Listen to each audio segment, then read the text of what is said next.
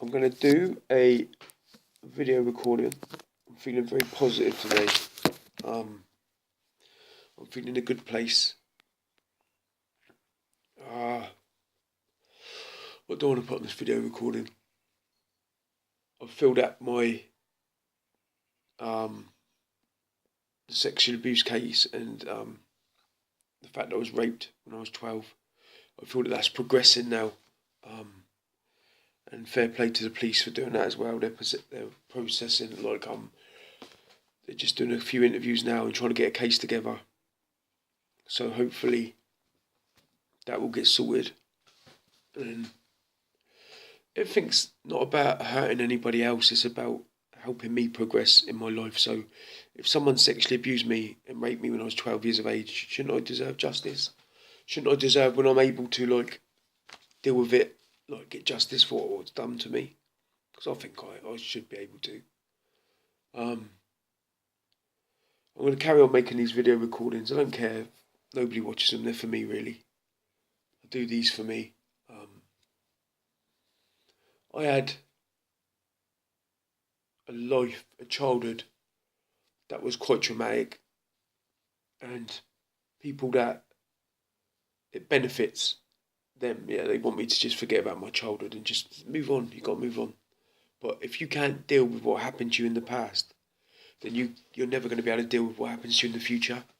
And this is how I see life now. So I must deal with what has happened to me in the past, because the shit that happened to me in the past and the stuff that I went through, it turned me into a drug addict. I don't care what anybody says. I don't believe I would have become a drug addict if I hadn't been through and hadn't seen the things I went through when I was little. I really believe that. I don't just think I ended up a junkie for all those years. I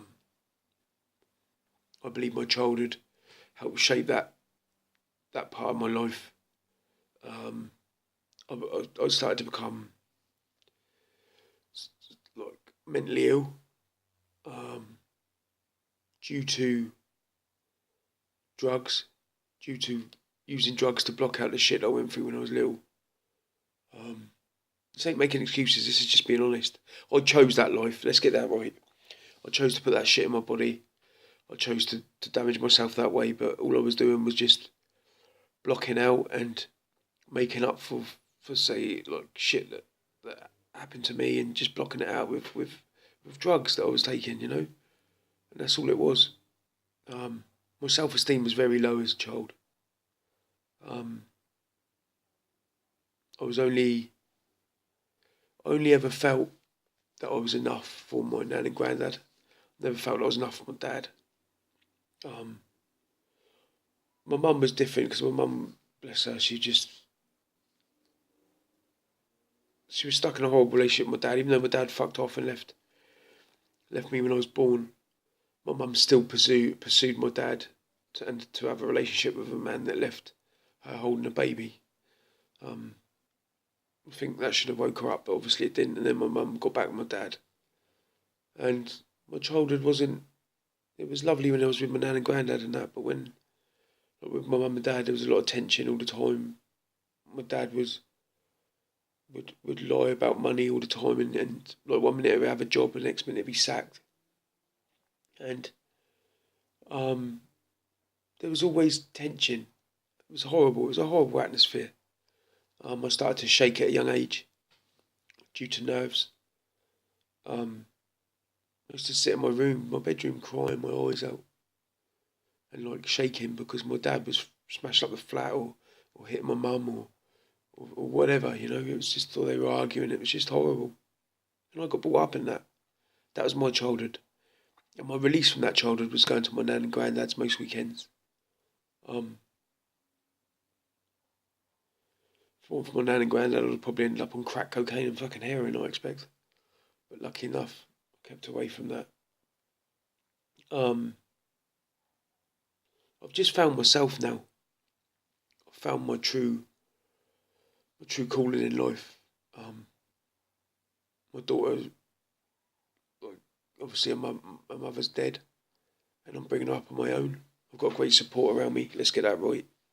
24/7. I've got people that are there for us if we need them, and I'm blessed to have that. But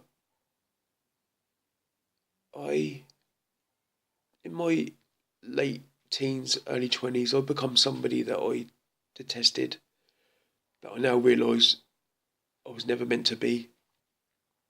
I tried to be like a fucking drug dealing gangster, do you know what I mean?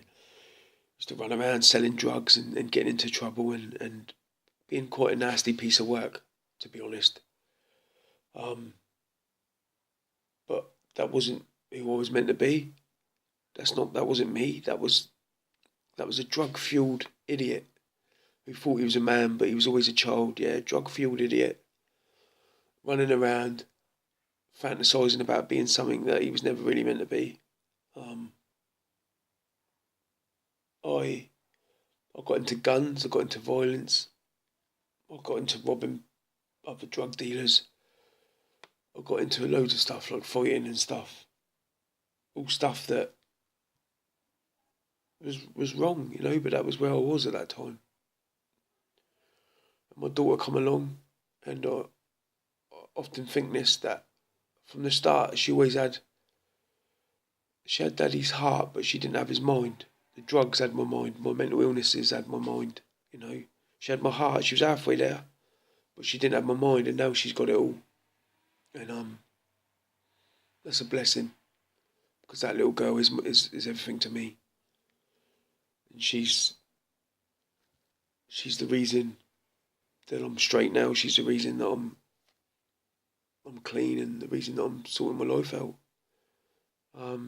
She's given me structure. She's given me everything, that little girl. She's everything to me. And I am blessed. The mental illnesses that I have, I'm starting to learn to live with now in a positive way. It's hard. Every day is hard, because I'm dealing with these illnesses that affect my emotions. So, like, if something makes me happy, I'm like sky high, like really up there, and just something could just like make me unhappy really quickly, and then I'll go right down there, and it takes ages to get back to the middle again. And this happens to me at least 10, 15 times a day. At least these emotions, boom, and it's so draining, and it's so tiring. But I'm getting there, and I feel good. I feel blessed. I'm no longer self-medicating, so which means like I've always had like these severe mental illnesses, but now I'm not using drugs anymore. I can deal with them now. You know, before I didn't understand the mental illnesses because they were being masked over by the drug addiction. So now I'm not a drug addict anymore. I can learn to understand my mental illnesses. That's the main thing for me, is understanding them and learning to live with them, and making sure that they don't affect my daughter's life. So that's important for me. My daughter started sleeping properly now, which is unbelievable. That's helped so much. It's just unbelievable in the last 2 weeks. Absolutely brilliant. I'm very proud of her, and I'm very proud of myself for keeping to something. So that's awesome.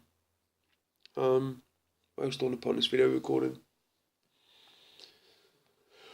I just feel good. I feel good. I need to progress. Everything's about progression. Life's about progression.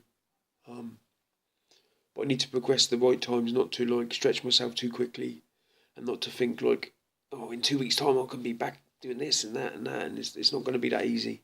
And I realise that I've got to structure things and just set things up as little goals. Like right now, just bringing up my daughter, doing the best I can, which I am doing. Every day is a challenge. Every day is a challenge. It's a full-time job, being a single parent, full-time job. And I think I'm doing a great job, to be honest. My daughter's happy. And I feel blessed. I feel blessed. I feel we've got a lot of people on our side, you know, the people that care. So that's important. And I finally believe that I'm becoming a man, which is important to me. So, leave it there. End the video recording. Big up. Happy days.